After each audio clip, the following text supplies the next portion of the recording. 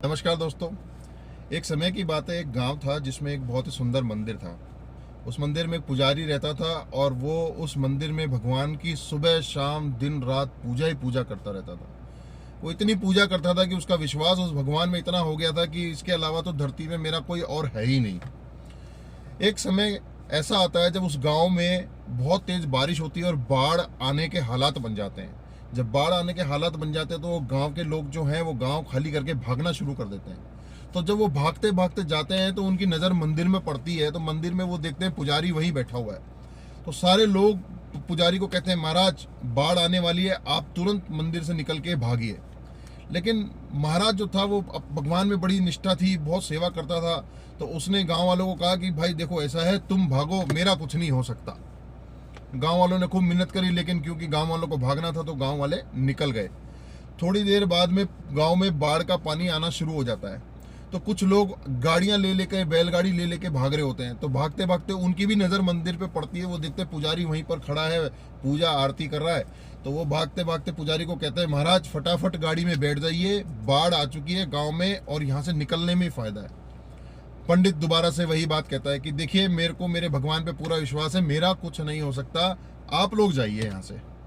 लोग मिन्नत करके वहां से निकल जाते हैं। धीरे धीरे बाढ़ का पानी दोस्तों बढ़ने लगता है, मंदिर की सीढ़ियों तक आ जाता है। जब मंदिर की सीढ़ियों तक बाढ़ का पानी आ जाता है तो कुछ लोग जो है नाव लेकर के तैरते तैरते वहां से निकलते हैं। और निकलते निकलते उनकी नज़र फिर मंदिर पे पड़ती है। मंदिर पे वो देखते हैं पुजारी बैठा है, पूजा कर रहा है।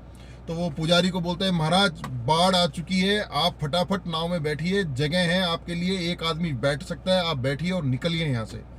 पुजारी फिर से वही बात कहता है कि नहीं नहीं, मेरे को मेरे भगवान में बहुत निष्ठा है, बहुत विश्वास है, मेरा कुछ नहीं हो सकता, आप लोग यहाँ से जाइए। बहुत मिन्नत करने के बाद वो लोग भी चले जाते हैं। धीरे धीरे बाढ़ का पानी बढ़ता बढ़ता बढ़ता बढ़ता मंदिर जो है पूरा डूब जाता है। केवल मंदिर का ऊपर जो गुम्बद पे झंडा लगा होता है वही बचता है और वो पंडित उस झंडे को लेकर के बैठा रहता है। बाढ़ का पानी बढ़ चुका है, झंडे तक आ चुका है, पंडित जो है उस झंडे को पकड़ करके बैठा हुआ है। अब वहां पर हेलीकॉप्टर से कुछ लोग आते हैं ये देखने के लिए कि गांव में कोई जीवित है तो उसको बचा लिया जाए।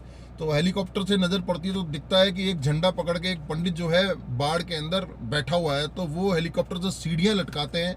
लटकाने के बाद में उस पंडित को बोलते हैं कि फटाफट ये सीढ़ियां पकड़ के ऊपर आ जाइए, बाढ़ आ चुकी है और हम आपको बचाने के लिए आए हैं।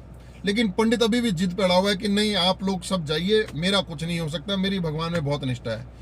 धीरे धीरे दोस्तों पानी बढ़ता बढ़ता वो झंडा भी पानी के अंदर डूब जाता है और पंडित भी डूब करके खत्म हो जाता है। जब पंडित खत्म हो जाता है तो उसकी आत्मा ऊपर पहुंचती है भगवान के पास में, एक ऐसी जगह जहां पर भगवान सबका हिसाब कर रहे होते हैं कि किसको नरक देना है, किसको स्वर्ग देना है। तो बहुत लंबी कतार होती है क्योंकि बाढ़ आई है, बहुत से लोग मरे हैं, तो बड़ी लंबी कतार होती है। उस कतार में पंडित भी लगा हुआ होता है।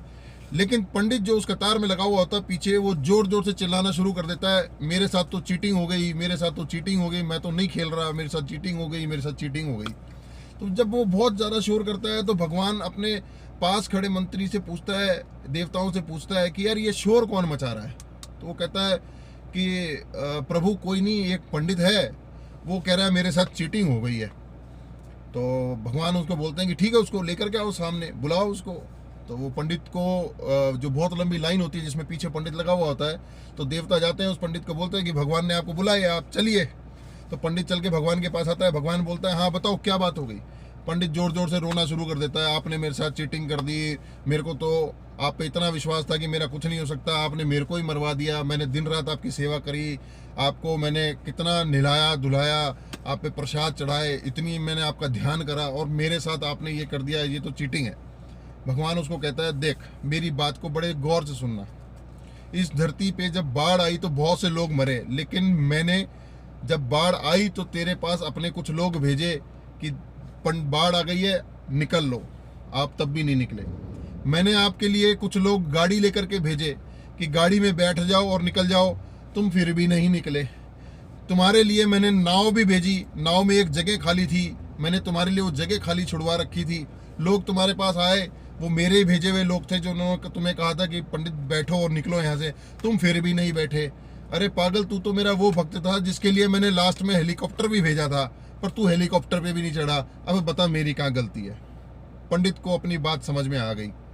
तो तो मॉरल ऑफ द स्टोरी क्या है दोस्तों, कि लाइफ के अंदर जब भी अपॉर्चुनिटीज़ आती हैं तो वो किसी ना किसी जरिए के रूप में ही आपके पास आएंगे। डायरेक्ट कोई भी अपॉर्चुनिटी आकर आपको ये नहीं बोलेगी कि आप आ जाइए, हम आपको कल ही लखपति या करोड़पति बना देंगे। कोई भी काम जो है वो छोटे से ही शुरू होगा दोस्तों। हर छोटी अपॉर्चुनिटी के पीछे कितना बड़ा अपॉर्चुनिटी है ये आपको शुरू में नहीं दिखेगी, लेकिन हर अपॉर्चुनिटी को पॉजिटिव वे में लेना चाहिए।